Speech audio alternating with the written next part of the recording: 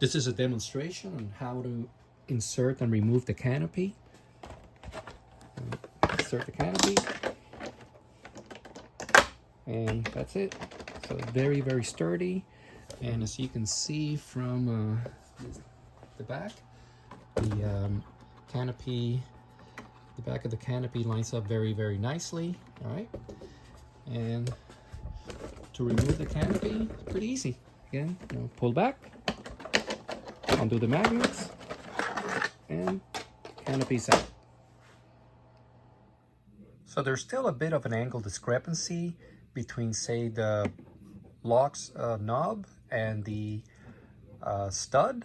Okay, so this would be the locks knob, maybe about 20 degrees compared to the horizontal stud, but there's still plenty of flexibility for the locks knob to rotate around the ball, and that's mainly because the ball that I'm using, let me get this, move this a little bit.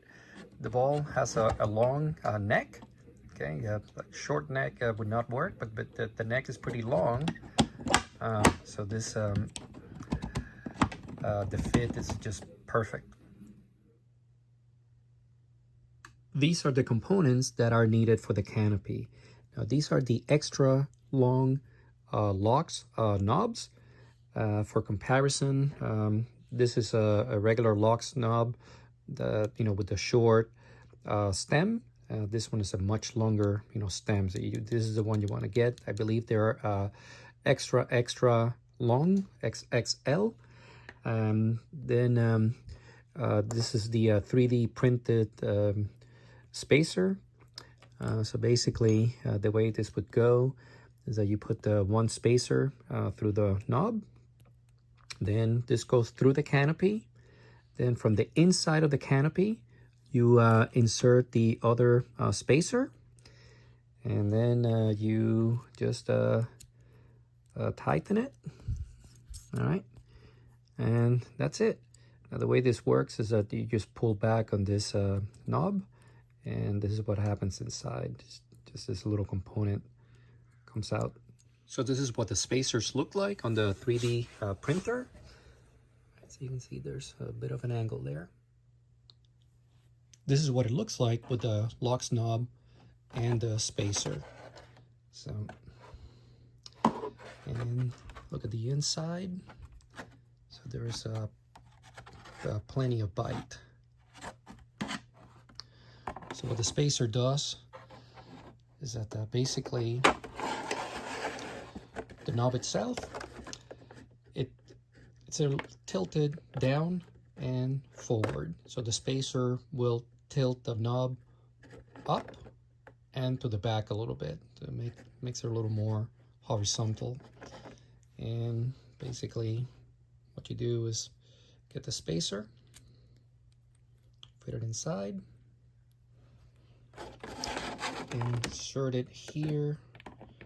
Well, I would say the large end would be pointing up and to the back a little bit, and this is what it would look like inside.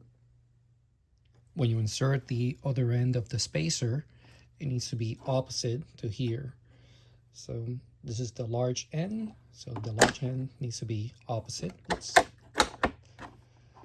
So like so, and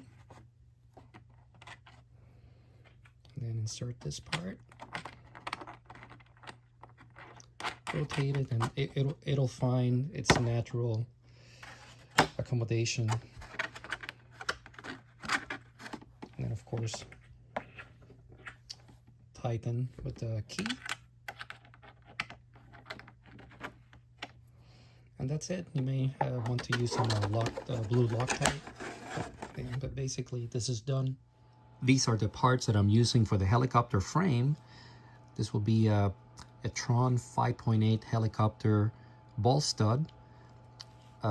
This is an M3 by 25 millimeter long standoff, and this set screw is M3 by 15 millimeters, but anywhere between 12 to 16 millimeter long set screws should work fine.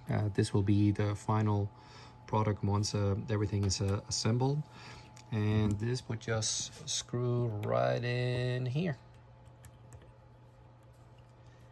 And this is the unit finally assembled on the helicopter.